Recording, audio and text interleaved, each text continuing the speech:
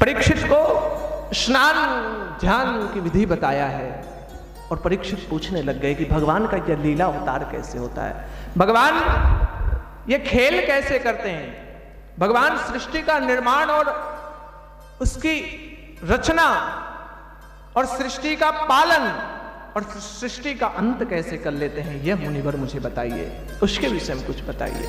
सृष्टि का आरंभ कैसे हुआ और सृष्टि का अंत कैसे होगा। भगवान के 21 अवतारों के विषय में सुखदेव जी बताते हैं। सुखदेव जी कहते हैं यह पूरी सृष्टि उस विराट से उत्पन्न है और विराट और कुछ नहीं, स्वयं निराकार है, न दिखने वाला है। उस विराट की उत्पत्ति ऐसे हुई, जब विराट को देखने की इच्छा हुई तो नेत्र उत्पन्न हो गए, उस विराट को जब सुनने की इच्छा हुई तो कान आ गए, उस विराट को जब बोलने की इच्छा हुई तो मुंह आ गया, उस विराट को जब सूंघने की इच्छा हुई तो नासिका आ गई, उस विराट को जब हाथ पैर हिलाने की इच्छा हुई तो यह शरीर उत्पन्न होना शुरू हो गया, उस विराट को जब भूख लगने लगी तो पेट और पाचन तंत्र उत्पन्न होने लग गया। वह शून्य से आरंभ हुआ, उस निराकार से वह विराट की उत्पत्ति हुई और उस विराट के नाभि से कमल उत्पन्न हुआ और उस कमल में प्रजापति ब्रह्मा हो गए, ब्रह्मा की उत्पत्ति हो गई। इस प्रजा की रचना करने वाले ब्रह्मा आ गए और कहते हैं कि ब्रह्मा जी जब आए, ब्रह्मा जी ने आसपास देखा तो अपने आप को कमल के ऊपर पाया। प्रलय कालीन उस समुद्र में, उस क्षीर सागर पर ब्रह्मा जी को और कुछ नहीं दिखाई दिया।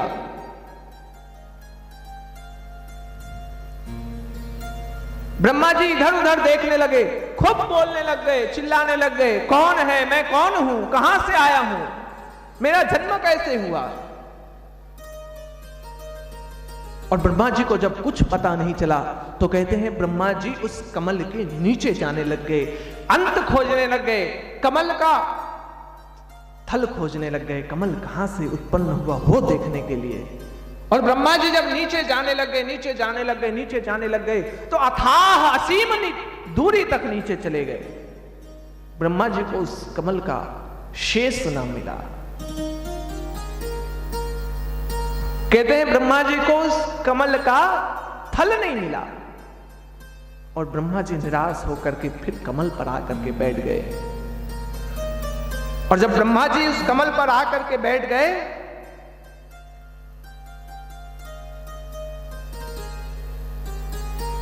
निराश हो गए और ब्रह्मा जी को आवाज सुनाई दी। 2 शब्द की ध्वनि आई, एक शब्द था त और दूसरा शब्द था प, तप। ब्रह्मा जी को 2 शब्द सुनाई दिए, त और प, तप करो। और कहते हैं ब्रह्मा जी ने 10,000 दिव्य वर्षों तक तप किया। समय मिलेगा तो मैं ब्रह्मा जी की आयु के विषय में बताऊंगा। ब्रह्मा जी पलक झपकते हैं उतने में तो यहां कितने पीढ़ियां पार हो जाएंगी। ब्रह्मा जी का काल इतना है और ब्रह्मा जी अपने काल में 10,000 दिव्य वर्षों तक तप किए भगवान को पाने के लिए, अपने आप को जानने के लिए, मैं में अवस्थित होने के लिए, कौन है इसको जानने के लिए। और तब भगवान के दर्शन हुए, अंदर उनको भगवान दिखाई दिए। ब्रह्मा जी को आदेश किया सृष्टि का निर्माण करो। कहते ब्रह्मा जी ने 10 सृष्टि बनाई, अलग अलग सृष्टियों से अलग अलग चीजें उत्पन्न होने लग गई। फिर उन्होंने संत कुमार नारद आदियों को उत्पन्न किया। उन्होंने विवाह करने के लिए, उन्होंने पुत्रों की उत्पत्ति करने के लिए मना कर दिया। तो ब्रह्मा जी ने अपने शरीर से मनु और शत्रुपा, ये 2 लोगों को उत्पन्न किया। एक का नाम मनु रख दिया, दूसरे का नाम शत्रुपा। ये हम सबों के पूर्वज हैं, इसलिए हमको मनुष्य कहा जाता है। हम मनु से उत्पन्न हुए। जब पूजा के समय ध्यान देना, है ना? पूजा के समय किसी को गोत्र ना पता हो, कौन सा गोत्र है भूल गए हो, तो कहते हैं कि केवल मनु और शत्रुपा का नाम बोलने से आपका गोत्र स्वयं आ जाता है, उन्हीं से उत्पन्न हुआ। और मनु और शत्रुपा अभी आगे बताएंगे, जब उत्पन्न हुए तो उन्होंने, ब्रह्मा जी ने कहा सृष्टि की रचना करो।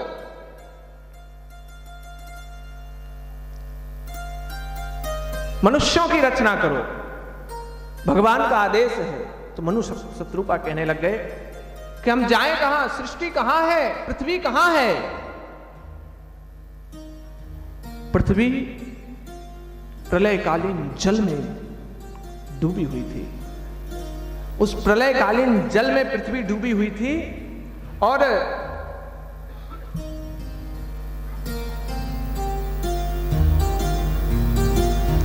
उस प्रलयकालीन जल में हिरणाक्ष जो भगवान का दूत था, दो दूत थे भगवान के, जय और विजय।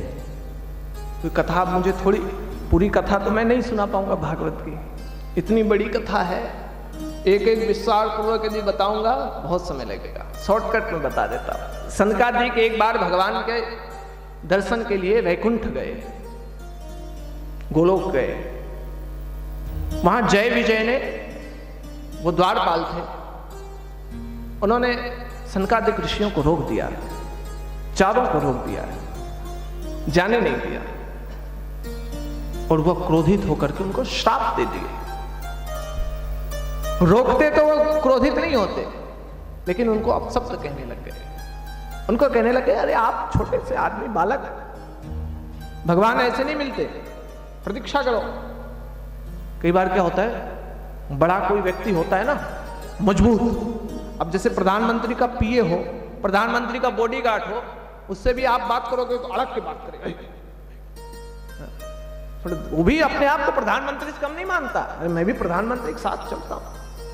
यूं छोड़ो, प्रधानमंत्री के यहाँ पोछा लगाने वाले से तो आप बातचीत करोगे ना, वो भी अपने आप को प्रधानमंत्री मानता है, उससे कम नहीं है। मैं प्रधानमंत्री पोछा लगाता हूं, होता है। जय विजय को था हम ही स्वयं विष्णु हैं। और जब देखा अहंकार, तो सनकादिक ने श्राप दे डाला कि तू इसी लोक से नीचे मृत्यु लोक पे जा, तेरा स्थान यहां नहीं है। भगवान आ गए और भगवान ने कहा अरे इन्हें इतना लंबा, इतना बड़ा श्राप मत दो।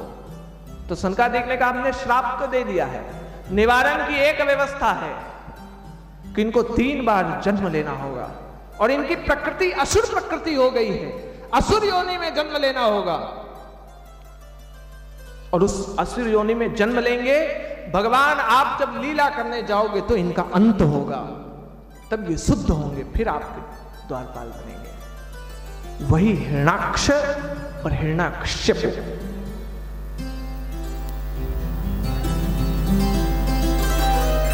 हिरणाक्ष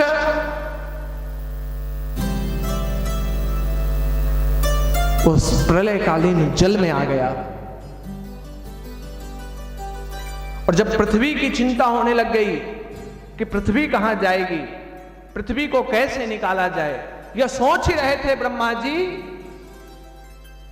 कि उनको छींक आई, और उन्होंने जोर से छींका तो एक चींटी के तिनके के समान एक तिल निकला, और देखते देखते देखते देखते वो इतना बड़ा हो गया, वराह का रूप धारण कर लिया। बोले वराह भगवान की जय। भगवान ने पहला अवतार ले लिया वराह के रूप में। भगवान की लीला देखो, सुअर जैसा चेहरा बना लिया, दांत हैं बड़े बड़े, और प्रलयकालीन दलदल में प्रवेश कर गए, और उस पृथ्वी को अपने दांत पर ले लिया है, और दांत पर लेकर के वो ऊपर की ओर आ रहे हैं। जब हिरणाक्ष ने देखा कि ये कौन है, ये क्या ले जा रहा है, यह गेंद है, तो वो युद्ध के लिए ललकारने लग गया। भगवान ने हिरणाक्ष का वध कर दिया। हिरण्याक्ष का अंत कर दिया और वह पृथ्वी जा करके उन्होंने मनु शत्रुपा को दे दी। मनु शत्रुपा ने फिर पृथ्वी की रचना करनी प्रारंभ हुई। उनको 5 संतानें हुई। मनु शत्रुपा के यहां पहली कन्या हुई। देखो, सृष्टि का आरंभ कन्या से हुआ। स्त्री का सम्मान बहुत जरूरी है।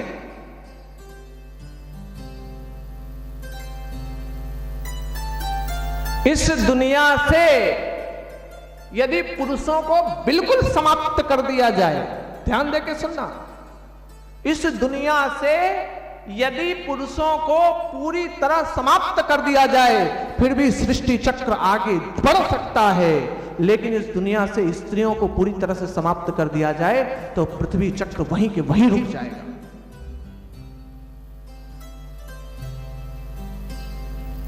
मनु और शत्रुपा ने पहली नहीं, पहली, दूसरी और तीसरी संतान उनकी कन्या हुई। और कोई सामान्य कन्या नहीं, आकुति, देवहूति और प्रसूति, ये 3 कन्याएं हैं और 2 पुत्र, उत्तानपाद और प्रियव्रत। आकुति जो सामान्य नहीं, रुचि नाम के प्रजापति के साथ विवाह हुआ और आकुति से यज्ञ जैसी संतान मिल रही है। यज्ञ और दान, यज्ञ और दक्षिणा, दान नहीं, दक्षिणा संतान हुई। यूं तो बेटी के घर से कुछ लिया नहीं जाता है, लेकिन मनु ने कहा कि मुझे यज्ञ चाहिए, यह संतान जो है ये तेरी यज्ञ, ये मुझे चाहिए। यज्ञ का मतलब दान होता है, देना। यज्ञ में जब आहुति डालते हैं, ओम वरुणाय स्वाहा इदं वरुणाय इदं नमः, डालते ना, ओम इंद्राय स्वाहा इदं इंद्राय इदं नमः, ओम प्रजापतये स्वाहा इदं प्रजापते इदं नमः। ये इंद्र का है, ये मेरा नहीं है। ये वरुण का है, ये मेरा नहीं है। ये प्रजापति का है, ये मेरा, इदं नमः, ये मेरा नहीं है। यज्ञ दान सिखाता है और मनु दान ले आए, यज्ञ को ले आए अपने घर। लेकिन मनु ने दक्षिणा नहीं लाई। उनकी जो दूसरी पुत्र हुआ दक्षिणा, मनु उसको नहीं लाया। देखो, दक्षिणा, दान और डोनेशन में बहुत अंतर है। आजकल क्या चलता है, बोले हमने ट्रस्ट पे डोनेशन कर दिया है। क्या कर दिया? डोनेशन। बड़े शहरों में हम जाते हैं, बोले हमने डोनेशन दे दिया है। अरे भैया, डोनेशन बिल्कुल अलग चीज है, दान बिल्कुल अलग चीज है। और दान सबको नहीं दिया जाता, यह भी ध्यान रखना। गीता के 18वें अध्याय में शायद 21 या 20वां श्लोक में भगवान श्री कृष्ण तो दातव्यमिति यद् दानम दीयते अनुपकारिणे कहते हैं। देशे काले च पात्रे च। भगवान तो कह रहे दातव्यमिति यद् दानम, देना चाहिए उस प्रकार दान, देख करके देश काल और परिस्थिति को। यह दान है। दान सबको नहीं मिलता, डोनेशन सबको मिल सकता है।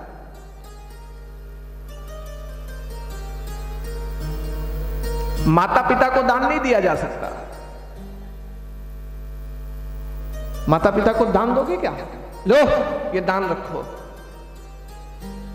माता पिता को डोनेशन नहीं दिया जाता है। दान बिल्कुल अलग चीज है। ये दान, ये दक्षिणा, ये तो भारतीय संस्कृति के लोग समझ सकते हैं। ये पाश्चात्य संस्कृति के लोग तो डोनेशन ही समझेंगे।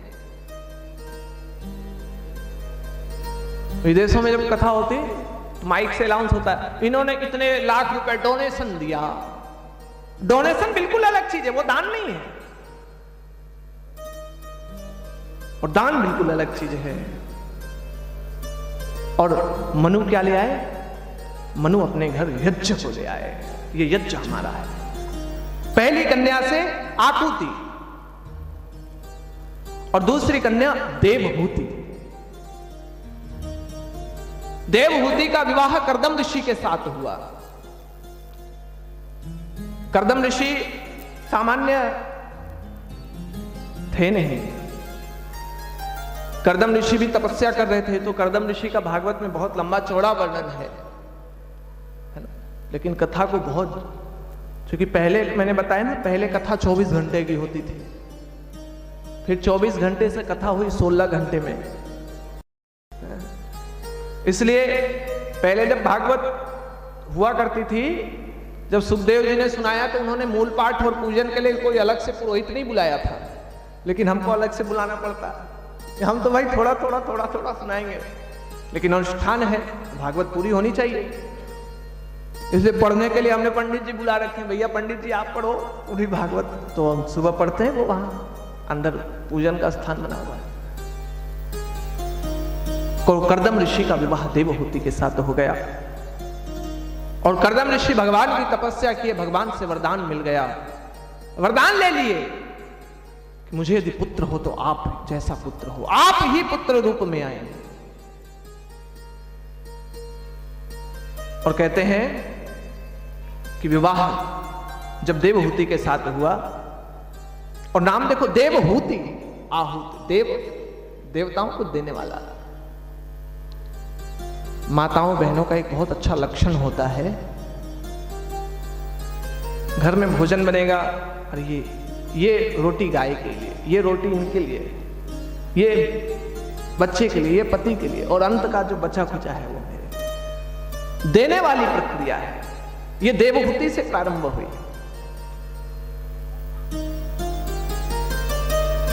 और देवहूति का विवाह जब कर्दम ऋषि के साथ हुआ, कर्दम ऋषि ने कहा कि जब गर्भ से पुत्र हो जाएगा मैं छोड़ करके सन्यास की तरफ चला जाऊंगा,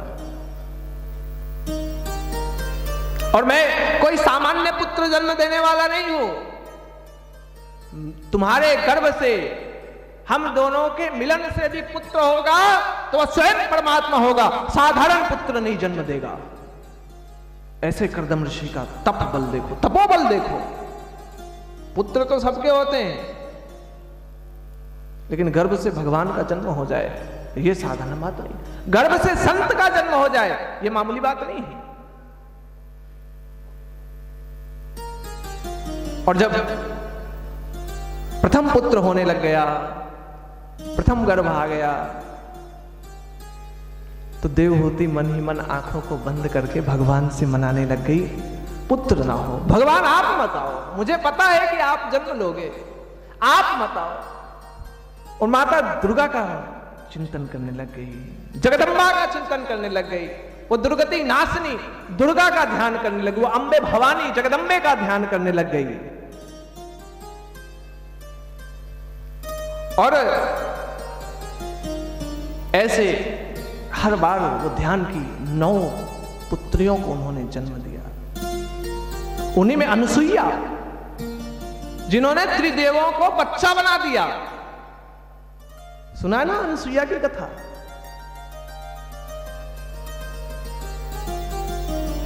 नारद जी एक बार अपनी माता के पास गए, ब्रह्माणी के पास गए, और ब्रह्माणी के पास जाकर के ब्रह्माणी पुष्पों का चयन कर रही थी पूजन के लिए। देखो एक बात ध्यान रखो, पुष्पों का चयन हमारे घर का रामू श्यामू ना करे, ये तो स्वयं करना चाहिए। भगवान का श्रृंगार तो स्वयं करना चाहिए। भगवान की पूजा तो अपने हाथों से करनी चाहिए, पुष्पों का चयन तो खुद करना चाहिए। मन में सात्विकता लानी है तो अपने घर में भगवान को भोग लगा करके कुछ भोजन तो करके देखो। कुछ भोजन में उस तुलसी पत्र को डाल के तो देखो। ये तो वैज्ञानिकों ने रिसर्च पे पाया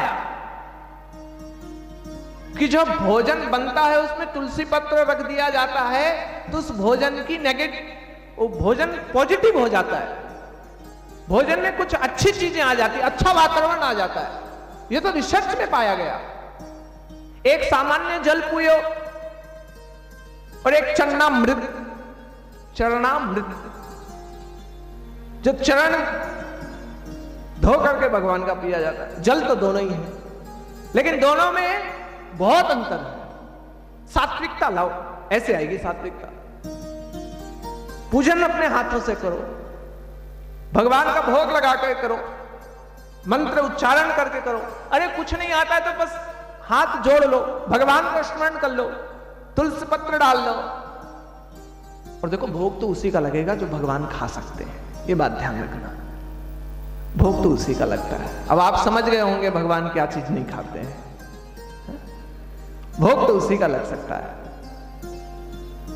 तो सात्विकता यदि लानी है, मैं कह रहा हूं सात्विकता यदि लानी है, मन में सांत्वना लानी है, शक्ति लानी है, तो एक बार आंख बंद करके ब्रह्मार्पणम ब्रह्माहवे ब्रह्मार्पणम ब्रह्माहूतम ब्रह्मेवतेन गंतव्यम ब्रह्म कर्म समाधिना, एक बार बोल के तो देखो।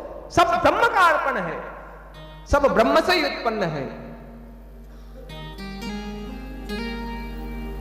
और नारद जी जब ब्रह्माणी के पास गए, ब्रह्माणी पुष्पों का चयन कर रही थी, पुत्र को देख करके मां खुश हो जाती, बहुत दिन बाद आए हैं। अरे नारद, अच्छा देखो, जब घर का बेटा बहुत दिन बाद आए और अपनी माता को प्रणाम ना करे, चलो आजकल तो लोग करने नहीं लगे, पहले तो करते थे, शिष्टाचार जिनको है। आजकल का मुझे नहीं पता आप लोगों के घर में क्या चलता है।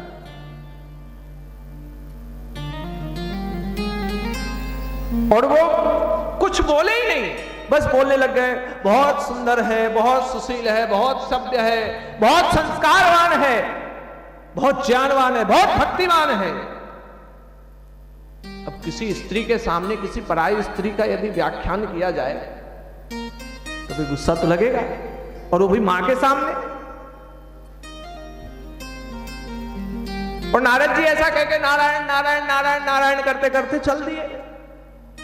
तो ब्रह्माणी को क्रोध आने लग गया, और ऐसे ही करते करते वो रुद्राणी के पास पहुंच गए। रुद्र की पत्नी रुद्राणी, ब्रह्मा की पत्नी ब्रह्माणी, कमल नयन की पत्नी कमलानी।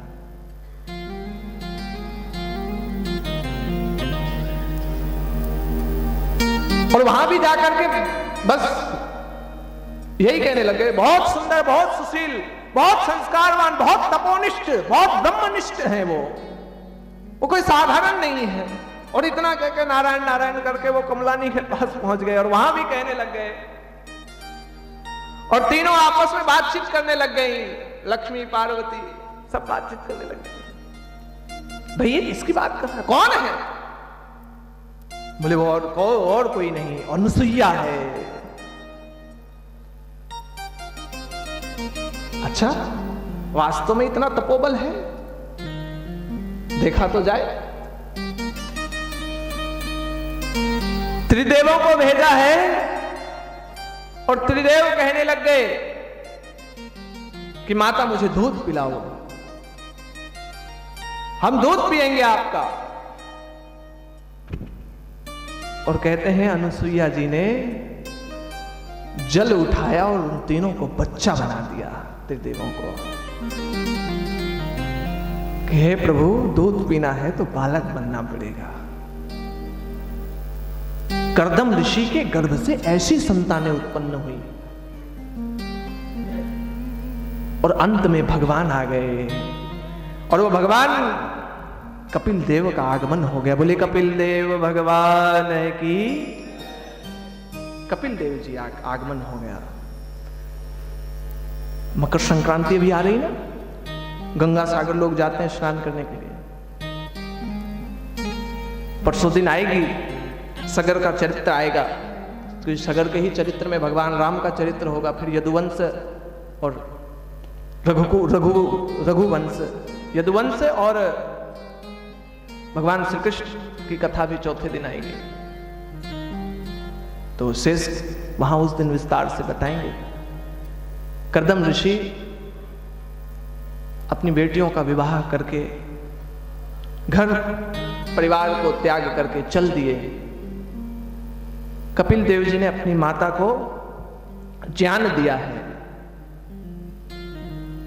कपिल मुनि ने भी एक ग्रंथ लिखा है, एक दर्शन। पता है कौन सा दर्शन? हाँ? सांख्य दर्शन। सांख्य दर्शन कपिल मुनि का लिखा हुआ है, मैंने तो पढ़ा हुआ है।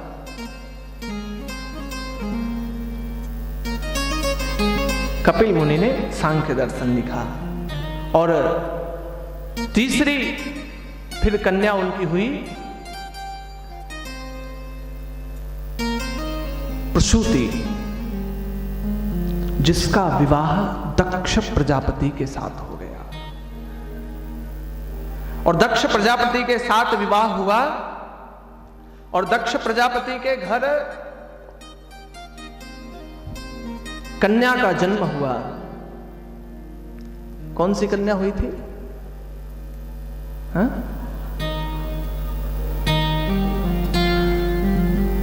पार्वती। तो पार्वती पर्वतराज की पुत्री थी, सती, भगवान शिव का। क्योंकि ये भगवान शिव भी तो कथा सुना रहे हैं। शुरुआत में कथा मैंने बताया था ना कि भगवान शिव पार्वती जी को कथा सुना रहे हैं। ये सनकादि ऋषि नारद जी को कथा सुना रहे हैं। ये कथा सौनक आदि ऋषियों को सूत जी सुना रहे हैं और परीक्षित को कौन सुना रहा? सुखदेव जी। इतने लोगों का संवाद है भागवत, इसलिए विस्तार हो गया, बड़ा हो गया। पहले तो चतुश्लोक की भागवत थी। सती का जन्म हुआ। सती को नारद जी ने उपदेश दे दिया है, चूंकि यदि वो तो फिर जब शिव कथा होती है या देवी भागवत की कथा होती है, उसमें बड़ा ये सती चरित्र आदि सब उसमें आता है। भगवान शिव विवाह नहीं कर रहे थे, उनके पुत्र से असुरों का वध होना था, तो भगवान शिव को जगाया गया। विवाह के लिए सती को तपस्या करने के लिए कहा गया।